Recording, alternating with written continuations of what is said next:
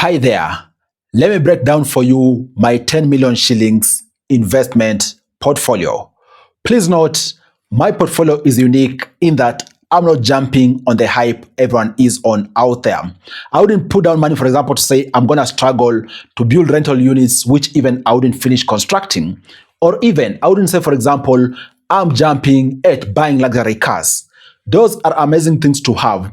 But instead, I choose to have money work for me, to have my capital grow, and most importantly, also have some percentage of this money at hand in case I need to utilize it for future opportunities. That is going to be the construction of my portfolio.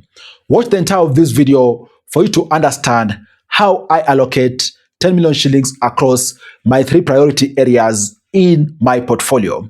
You are all much welcomed. My name is Afagza Sifuna. In case you are new here, kindly consider subscribing to this channel because I bring you amazing money insights each and every day. Thank you for subscribing and also liking this video.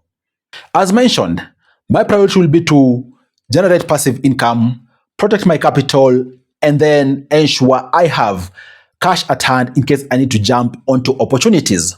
That's why at 10 million shillings, I'll allocate 50% of my money to dividend stocks. And then I'm going to allocate 30% of my portfolio to treasury bills and treasury bonds. And lastly, I'm going to allocate 20% to money market fund. Let's now look at all these details, all these things in detail. But before we look at that, please note something interesting. Each shilling in my portfolio has a job. Some money is working for income. Some money is working to protect me, and some money is waiting for opportunities. Now, let's look at my constitution of 50%, which is the dividend stocks. Approximately 5 million shillings I'm going to put on dividend stocks. This should be the biggest investment in my portfolio. You might be wondering, why 50%? You see, I still have many years before retirement. That means I need assets that can grow faster than inflation. Case in point, there was a publication for last month's inflation, which was up at 6.4% for the month of June and 6.7% for the month of May, looking at the annual inflation.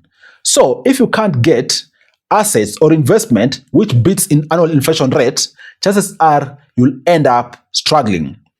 And that is why I would really be going for those companies which are really having lots of shares fluctuating in price. I wouldn't bet on price. Rather, I'll be banking on dividend stock because we have evidence of companies out there like Standard Bank, evidence like, for example, BAT in Kenya, Stanbic, NCBA, EABL. These companies have history of paying dividends upwards of 8%. In fact, looking at last year's dividends payout and the dividend yield, we are talking about, for example, Stanchart and BAT having a dividend yield upwards of 14%, which is amazing.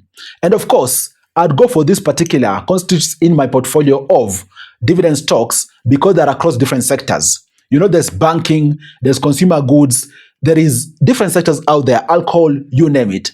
That already ensures there is diversification in my portfolio constitute of this particular item, which is dividend stock. Look here, guys. As long as I'm able to unlock 10% of this particular dividend yield annually, it means I'm going to be performing way better than the inflation rate in the market, meaning I'm going to be gaining something. And at 5 million shillings, 10% is about 500,000 shillings annually, which constitutes about 41,000 Kenya shillings each and every month. Please note, this is passive income. And that's one of the biggest advantages of dividend stocks. They are passive income. Secondly, they are protected against inflation. And then third, there is potential for dividends growth.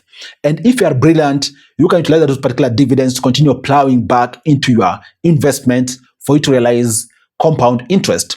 Of course, the drawback with this is that first and foremost, shares do fluctuate.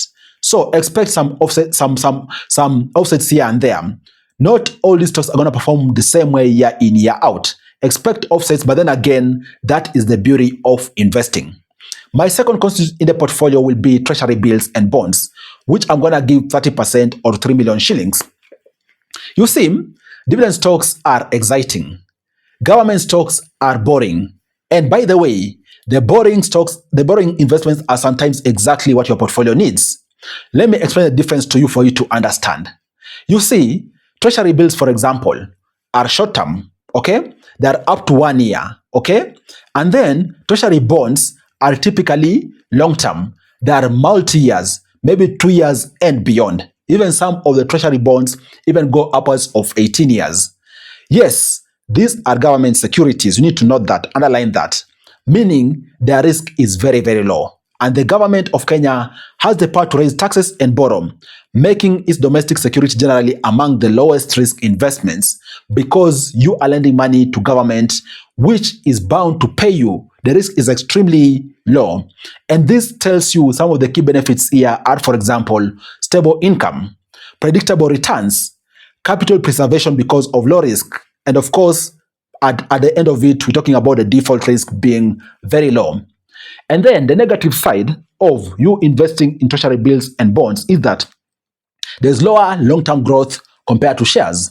Reason being, there is no much volatility, okay? And then the returns you might get might lose purchasing power because of that particular long timeline.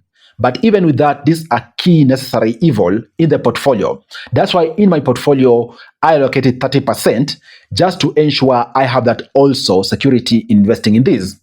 And then the third investment in my portfolio is money market funds, which I allocate 20%, which is about 2 million Kenya shillings. I'm pretty sure you've heard about MMFs. Everywhere you go, you have to talk about MMFs across different investing or trading platforms out there. And this has really gained traction in Kenya in recent years. Basically put, MMFs allow for low barrier to entry because even with low amounts of money, people can invest in MMFs. And the most advantage of MMFs is that they allow you easy access to money. Meaning, in case you have, for example, need for emergency fund, in case, for example, you need to withdraw money to pay school fees, okay? In case you need for whichever other reason out there, access money in short notice, you can be able to access your money in even a day or two max, which makes MMFs investing a necessary evil when you are building a portfolio because it's going to assist you be able to have possibility of accessing money when you need to access money for future investment opportunities or even emergency. And the amazing thing is that also MMFs have actually proven to give a good return on investment. Reason being, the model of MMFs is that they pull together funds, okay? And then the different fund managers out there are going to utilize your money, basically work on your behalf to be able to assist you see the money grow. And then over time, you can be able to make returns.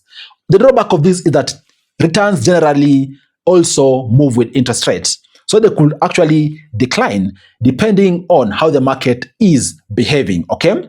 And then long-term returns are usually lower than quality dividend stocks. Typically, MMFs return are lower than, for example, the quality dividend stocks I've talked to you about, which in my portfolio I've allocated 50% to ensure I capitalize on those quality dividend stocks, even as I spread my investment across those three areas, where 50% are put on dividend stocks, 30% on government investment kind of like treasury bills, treasury bonds, you name it, and then 20% on MMFs. Guys, please note, this is not financial advice for you. This is myself on how I go about investing in my portfolio. You can invest whichever way out there, but I think before you invest, it's good to know what you are doing. It's good to know, for example, what methodologies or strategies are you using. It's good to know, for example, the companies you are investing in. That is going to assist you increase your possibility of ensuring your investment is safe and also you benefit from returns, whether it is dividends, interest, profit, you name it. What do you all think about this video? In case you have invested, how does your portfolio look like? Comment down below in the comment section, share your constituents of your portfolio for us to continue discussing. In case you are given 10 million shillings or even 1 million shillings, how are you going to constitute your portfolio? I'm eager to listen and understand, and then we can continue discussing in the comment section below. Cheers, guys, and you all stay safe.